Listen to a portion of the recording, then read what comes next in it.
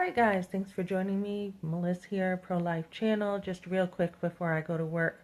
Hey, do not be afraid, ladies, to stand up against policies in a church. So I had gone to a church and there was some help, which I was really thankful for because I lost a job. A company went bankrupt on me, didn't even want to pay me. I had told that story, not on me, right? Another company is like, if you take this new job, we can't give you nights, probably. Most likely we can't. That's going to be in your review that you changed your mind. I'm like, are you serious? Are you really serious?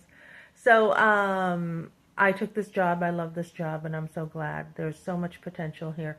So I did make the right decision. But meanwhile, I had said to this church, they had offered, not me, a pastor had offered and said, you know, if you need a little more help, if you still find it a little bit of a struggle, let us know because we care and we want to come alongside you. So this is a whole new church, guys, people I don't know. So I'm like, take him up on his challenge, Melissa. Take him up. So I'm like, okay, yeah, I could use a little more help. So I had a gap between the benevolent fund and this pastor. So last night I brought someone else into the story and I'm like, hey, you know, he told me that if I needed a little more help, I could ask.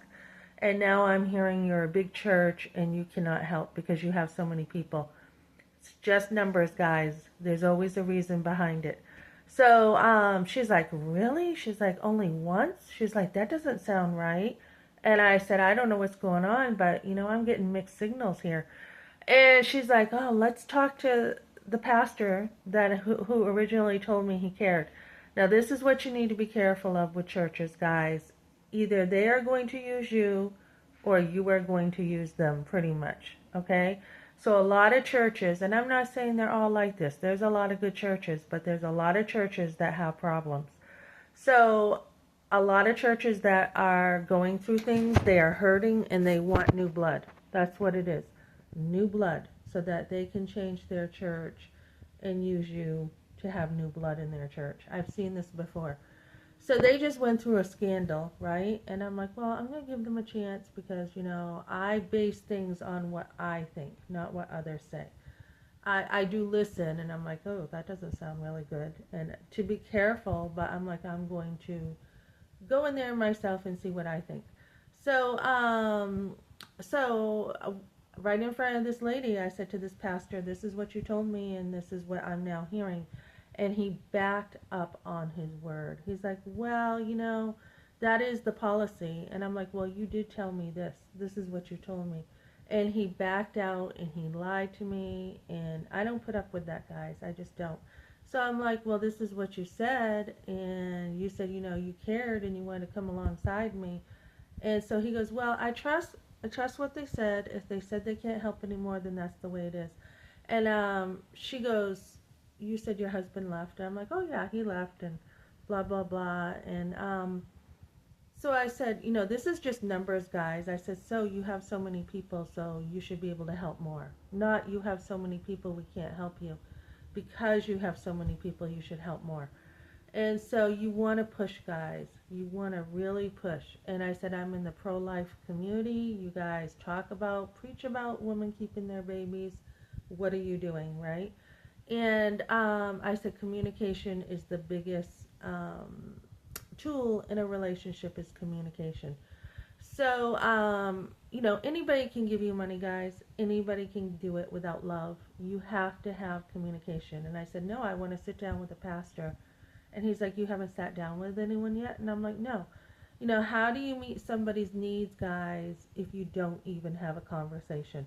So make sure you push back because a lot of churches just will slap on some money and be like, oh, okay, so, you know, we want you here. We're going to help you.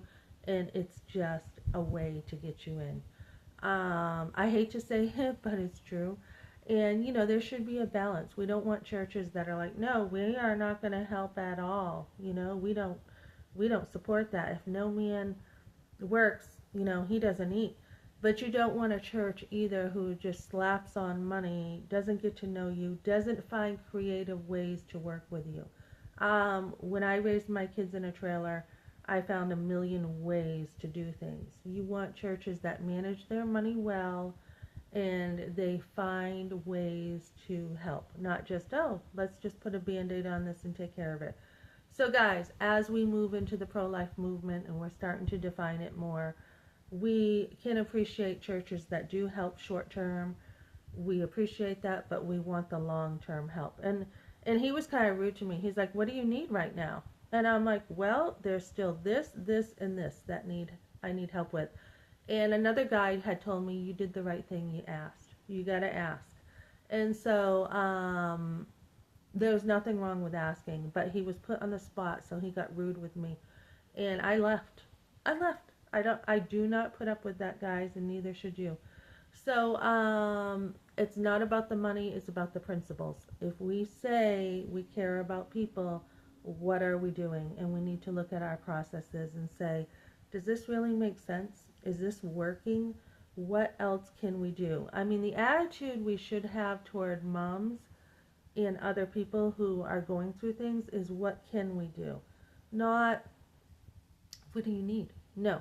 What can we do? What, you know what? We've got this and we'd be glad to help with this, and we have this and we have this, and those processes in a church should be all set up that we can do this and we can do this. And you know, like I said, I just talked to one church and they're like, this is what we have. We have the laundry, the shower, the gas cards, the boots, the this, the that, the that.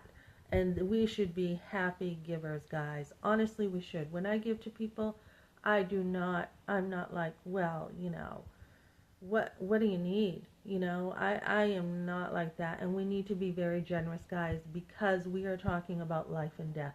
We're not talking about people who just, you know, want money. We are talking in the abortion issue about people who need a million ways of support in the abortion, uh, you know, community. These women they're not caring about money, guys. All they care about is not being pregnant. They don't care if you give them $1 million. They want to abort. That's it. So we should be using the resources to find ways to say, hey, we can come alongside you with this, with this, with this, with this, with this, in a million ways. So let's get on it, guys. Let's help women. Let's use resources as a tool to help women and show them we can walk alongside them in a million ways, guys.